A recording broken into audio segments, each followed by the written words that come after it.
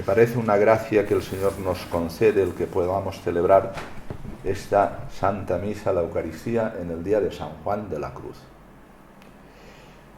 Las lecturas, como siempre, son ricas para comentar, pero yo me voy a ceñir simplemente a la primera expresión de la primera lectura: yo soy el Señor y no hay otro, y después del Evangelio la última expresión: y bienaventurado el que no se escandalice de mí. Yo soy el Señor y no hay otro no es una expresión simplemente de una teoría diciendo no hay dioses, solo hay un Dios, y por tanto una reflexión teórica, sino que a la vez a esto va unido lo que en el Deuteronomio dice el israelita siempre: amarás al Señor tu Dios, el Señor es uno, amarás al Señor tu Dios con todo tu corazón, con todo. Porque que el Señor sea uno va referido, como en el primer mandamiento, a que no te harás ídolos ni de las personas, ni de las cosas, ni de los bienes de este mundo. Y eso ya significa que Dios viene a ocupar todo el espacio, vamos a decirlo así, de nuestro interior. El Señor es uno y no hay otro. No puedes hacer Dios de las criaturas. No puedes poner tu corazón de manera plena y absoluta en nada de lo creado. Solo Dios. Solo Dios. Pero claro, eso se tiene que traducir como experiencia personal, para la vida consagrada de una manera particular, pero para todos los cristianos igual. Y esto no es que uno lo diga y con voluntarismo pues ya es así, ¿no? Pues porque tenemos tendencia a asegurarnos, tendencia a apoyarnos en las cosas, en los afectos, en las personas, en lo que vamos aprendiendo y adquiriendo, y entonces, sin querer, esas realidades que son pequeñas pueden ir tomando estatura y hacer de ellas ídolo, es decir, ya darles el corazón a esas cosas, de tal manera que si te faltan, pues no te quedas en paz. Y aquí la experiencia es que Dios es uno y solo uno. Nosotros lo hemos conocido como comunión de amor, Padre, Hijo, Espíritu Santo, faltaría más, ¿no? Toda la comunión amorosa de la Santísima Trinidad. Pero en este caso resaltar la expresión: soy el Señor y no hay otro. No hacer de nada ni de nadie, ni de los bienes, ni de los afectos, ni de las personas, alguien en el cual descansar o con lo cual asegurar nuestra vida, solo en Dios. Y para eso hay un proceso que es ir despojándonos de todas aquellas cosas que, siendo lícitas, las podemos idolatrar, ¿no? De tal manera que si no las tenemos o nos faltan o nos vienen en contra, pues nos hacen perder la paz. Pero eso es un termómetro para saber si tenemos temperatura o no, para saber si solo es el Señor quien ocupa o no. Porque en este caso, si ocupa Él todo el espacio, con Él viene todo lo creado y todos los hermanos. Pero el proceso tiene que ser vaciarse de uno mismo para que Él ocupe todo el espacio de nuestro interior, de nuestra persona, para hablar, para entendernos. Y por ahí viene una corriente, porque siendo Dios amoroso, es decir, en comunión de personas, que nos lleva con una jerarquía de amores a amar todo lo que Él ha creado y de manera particular a nuestros hermanos, pero con orden, el orden del amor. O sea, el camino es despojarnos de todo aquello que nos pueda detener, que nos pueda atar, que nos pueda esclavizar, para que, dejándole el espacio totalmente a Dios, con Él nos venga todo, ordenado jerárquicamente, con la jerarquía del amor, el amor a Dios, el amor a nuestros padres, el amor a la Iglesia, el amor a las cosas de... pero ya jerarquizadas y ordenadas, ¿no? Pero el proceso, insisto, como estamos inclinados al mal por el pecado y después del bautismo continúa el combate en la concupiscencia, uno tiene que, por las virtudes, poco a poco ir liberándose de lo que le esclaviza para facilitar los caudales, que son las virtudes, para poder ejercer el bien ordenadamente. Y eso no es perder, eso es ganar. Eso no es perder, es ganar. Eso es hacer que todo el caudal de lo que hay en nosotros, no hay que desechar nada. Es decir, los instintos no son ni buenos ni malos, son para nuestra supervivencia, pero tienen que ser dirigidos. Los afectos no son ni buenos ni malos, tienen que ser dirigidos y están para ayudarnos en nuestra propia vida, incluso para poder llegar a lo que es la donación propia de la persona en un amor ya perfecto y casto, pero están ahí, solo que hay que encauzarlos. O sea, Las pasiones no son ni buenas ni malas, es decir, están ahí para equipaje para la acción, pero las hemos de ordenar, porque si están desordenadas nos pueden llevar a la destrucción de nosotros mismos. Bueno, pues el proceso de ir eliminando todo aquello que impide que entre Dios y gobierne Él, la soberanía de Dios, y no hay otro. Él tiene que gobernar, eso es lo que pedimos al Padre Nuestro, hágase tu voluntad, tiene que gobernar nuestra vida. Pero eso se dice pronto, pero no es nada fácil, es decir, eso es proceso poquito a poquito, porque exige renuncia. Y como uno al principio con la renuncia piensa que pierde, pues a veces no se atreve. Pero es que en la medida que uno va renunciando y le deja más espacio a Dios, por tanto tiene más iluminada la mente, más dirigida la voluntad, más ordenados los sentimientos, más encauzadas las pasiones, pues entonces lo que parecía perder es todo lo contrario, ganas, porque ya gobernando Dios tu libertad está bien centrada. Y esto es el drama de nuestra cultura, que ha prescindido de Dios, se ha puesto el hombre en medio y entonces piensa que lo que él decide, lo que él haga, lo que él sienta, pues eso es la verdad, y acaba haciendo ídolos de las cosas, de los afectos y de las personas. ¿Por qué digo esto? Porque tiene que ver con San Juan de la Cruz. Porque esta mañana, no sé si han mirado el oficio de lecturas, dice que solo podemos entrar en el conocimiento, en la sabiduría de Dios, a través de lo que significa el padecer y a través de la cruz, ¿no? Si no entra uno por la espesura del padecer, dice él, ¿no? Es como una selva, ¿no? Que tienes que abrirte camino. Y entonces vas apartando las ramas, los árboles, vas abriendo poquito a poquito, porque tienes, pues si no entras por la espesura del sufrir, claro, esto es una contradicción, nadie quiere sufrir. Nadie quiere sufrir. Y entonces dice, pero es que entonces no se alcanza lo ancho, lo largo, lo profundo del amor de Dios.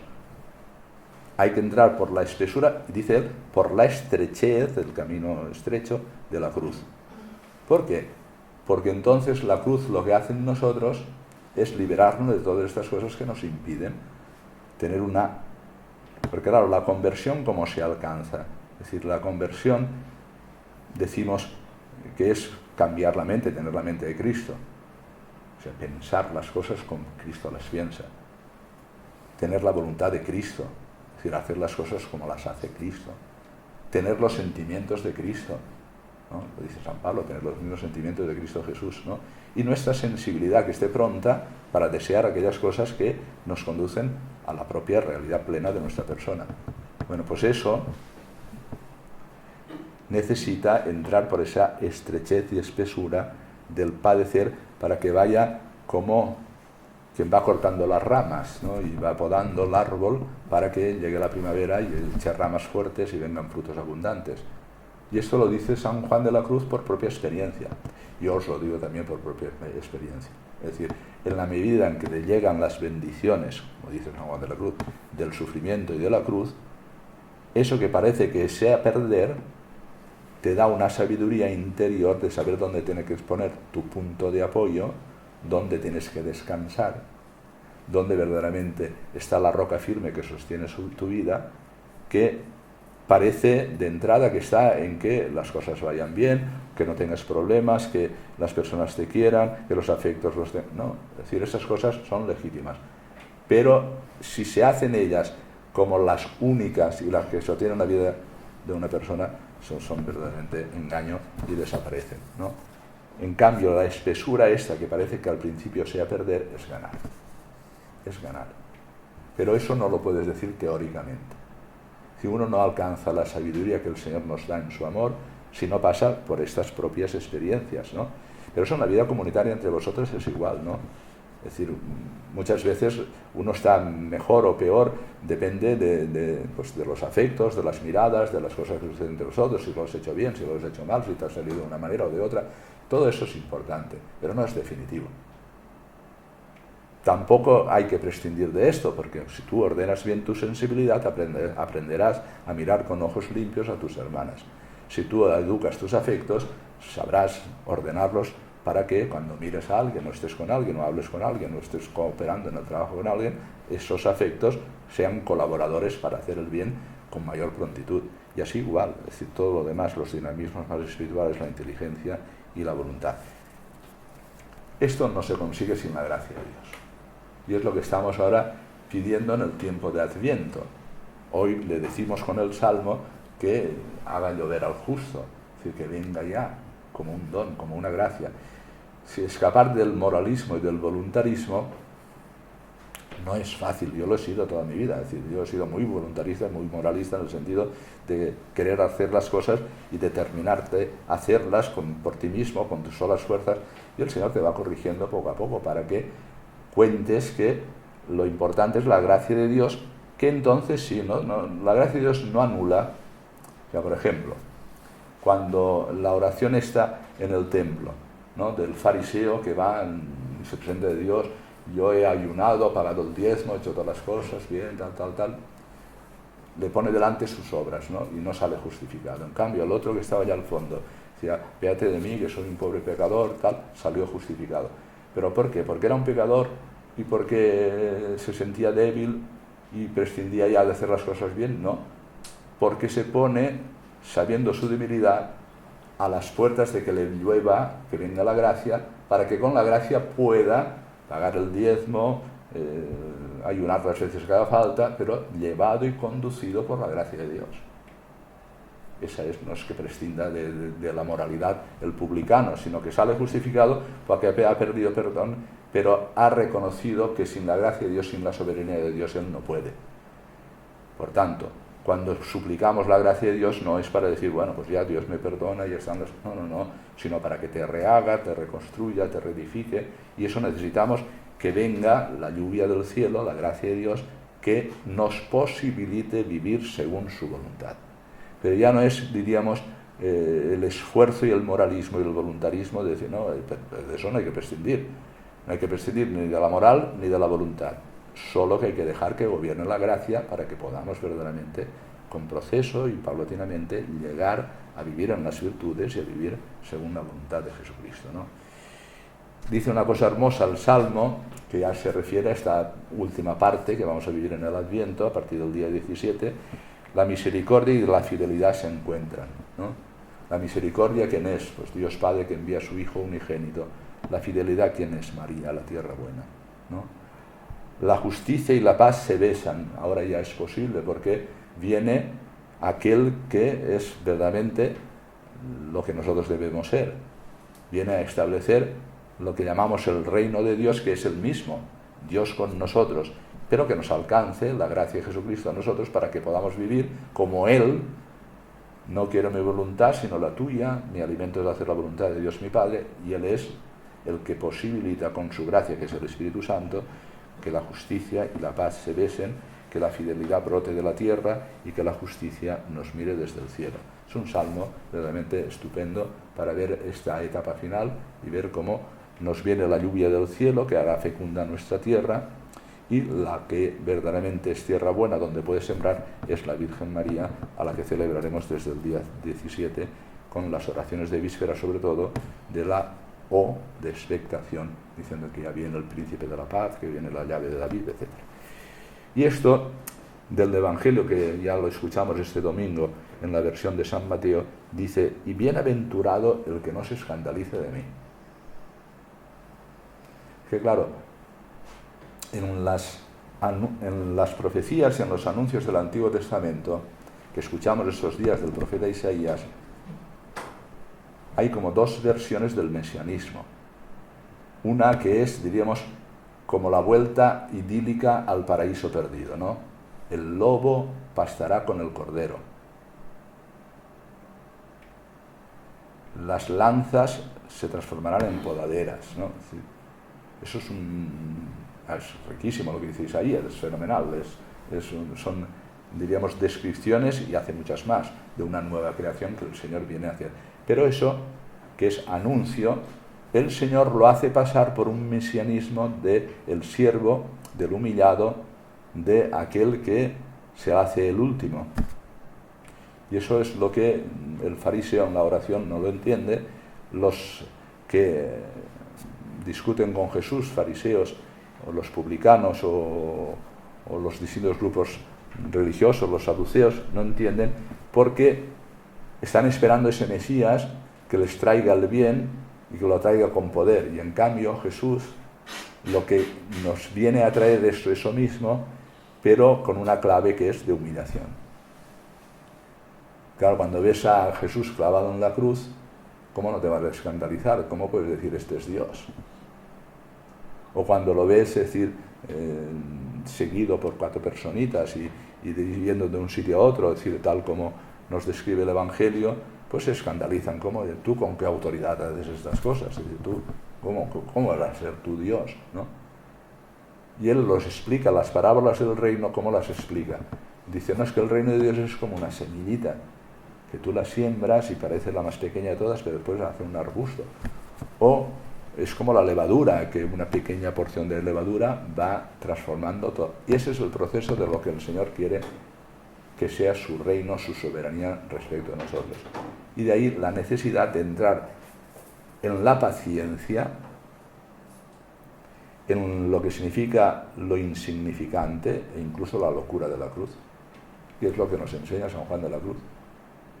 Porque entrando por ese proceso de casi insignificancia, como un granito de mostaza, casi, diríamos, imperceptible como es la levadura, pues vaya recobrando un sentido nuevo a la vida de las personas. Eso ocurre aquí dentro, entre vosotras, dentro de la comunidad, y ocurre también en la Iglesia. Y si queremos ahora ampliar la visión sobre la Iglesia, vamos, yo suelo repetir que la Iglesia está viviendo momentos ahora muy difíciles, ¿no? Y entonces nos da la impresión de que todo lo que nos ha dicho el Señor, pues ya se han pasado ya tantos siglos, que al final pues estamos otra vez, pues lo que decía ayer la lectura, ¿no? Yo haré que esta Jerusalén quede destruida, pero al final quedará un pequeño resto. Pues ahora estamos en una situación parecida. El mundo está viviendo al margen de Dios. Y tenemos la tentación de escandalizarnos. Y, bueno, ¿y qué hacemos aquí si somos 4 insignificantes? Dice, bienaventurado el que no se escandalice de mí, que no se escandalice de la cruz, que no se escandalice de lo que significa el padecer, porque ahí, imperceptiblemente, nosotros por la fe sabemos que la historia la lleva Dios, no la llevamos nosotros. Y aunque parezca que todo se desmorona, la fe sostiene, y esa fe del pequeño resto de Israel no ha desaparecido, no desaparece y no desaparecerá. O sea, lo que comentaba yo cuando Albert Cortina pues me invitó para la iglesia que se avecina, al futuro, comentando incluso las palabras de Benito XVI, bueno, pues se están cumpliendo todas. O sea, en Occidente cada vez la iglesia católica es más irrelevante, vamos, las otras confesiones igual, ¿no? Pero incluso aparece como un reino de confusión. Unos dicen una cosa, otros dicen otra, incluso autoridades y pastores y cardenales. Y uno tiene la tentación de escandalizarse. Bienaventurado el que no se escandalice de mí, porque tu confianza, ¿dónde está? Pues en lo que decía el profeta, el Señor, ¿no? Yo soy el Señor y no hay otro. Ahí es donde nosotros hemos de poner nuestra confianza. Que su mesianismo no es de poder, es evidente. Que Él ha querido mostrarnos. ¿Y por qué lo ha hecho? Pues para que nadie en este mundo, ni el más desgraciadito que no tiene nada, se sienta al margen del amor de Dios, porque lo que ha hecho es pasar por donde pasamos nosotros, incluso por donde pasa el más desgraciado, llegar al extremo de la locura de la cruz, para que todos nos podamos sentir verdaderamente arropados, queridos y amados por este Dios que no ha escatimado nada y que se ha dado enteramente. Lo ha hecho así, para cumplir la voluntad de su Padre y manifestarnos todo su amor. Y si no te escandalizas, este amor es poderoso. Este amor cambia a las personas, este amor destruye la muerte, Cristo ha resucitado, y este amor es el que lleva adelante la vida de la Iglesia a través de los santos, que es lo que el Señor está reclamando para estos momentos. Bueno, pues invoquemos a San Juan de la Cruz. Claro, si lees la subida al Monte Carmelo es todo un proceso y al final incluso dices, Dios mío, claro, lo que yo digo de siendo legítimas las cosas, no tener miedo a desposeerse de ellas, él dice, pues bueno, si quieres entrar en la subida al Monte Carmelo, que el Monte Carmelo ahora es el altar para encontrarnos con Cristo, es decir, tienes que hacer noche a los sentidos, aprender a mirar con los ojos y ver la verdadera realidad y lo que Dios quiere abrir en ella. Tienes que hacer noche a los afectos, tienes que hacer noche a la inteligencia, tienes que hacer noche a tu voluntad y tienes que hacer noche hasta la fe. Si no, no entenderíamos lo que nos cuentan, pues desde San Juan de la Cruz hasta Teresa de Calcuta, hasta cualquiera de los santos que han pasado por momentos de oscuridad total. Y eso que parece ¿cómo puede ser esto, Dios mío? Si yo lo que quiero es quererte con todo mi afecto y que resuene mi interior cada vez que, pues bueno, el Señor es porque se trata de ir eliminando todo aquello que ocupa espacio para que lo ocupe totalmente Dios. Bueno, pues que el Señor nos conceda esa gracia de no escandalizarnos del Señor, de no escandalizarnos de la Iglesia, de no escandalizarnos de los momentos que estamos viviendo en la Iglesia y en la sociedad, y de saber que está ya abierto el camino, que la victoria ya se ha dado, y esto es como las 8 bienaventuranzas, esto es una más, ¿no? Bienaventurados los limpios de corazón porque verán a Dios. Pero aquí es igual, bienaventurado el que no se escandalice de mí, ¿no? Claro, yo podría contar, pero ya acabo. Tantos ciegos que ven, tantos cojos que he visto andar, tantos muertos que han resucitado, esa es nuestra experiencia, cuando de verdad uno se encuentra con Jesucristo, cuando puede alcanzar el don de la conversión y la fe, cuando se deja alimentar por la palabra de Dios en los sacramentos, todo eso se cumple, ¿no? Y eso verdaderamente a nosotros nos ayuda, es decir, porque en la espesura de la estrechez del sufrimiento de la cruz, uno puede quedar en oscuridad total, pero decir, no, yo he visto personas que estaban destrozadas y ahora viven, yo he visto cojos que no caminaban en la fe y ahora caminan, etcétera, etcétera, ¿no? Todo nos tiene que servir para apoyarnos en el amor del Señor, de tal manera que podamos decir, tú, Señor, lo eres todo para mí, tú eres mi heredad, tú eres el tesoro, tú eres la perla preciosa. Señor, dame fuerza para no escandalizarme de la cruz.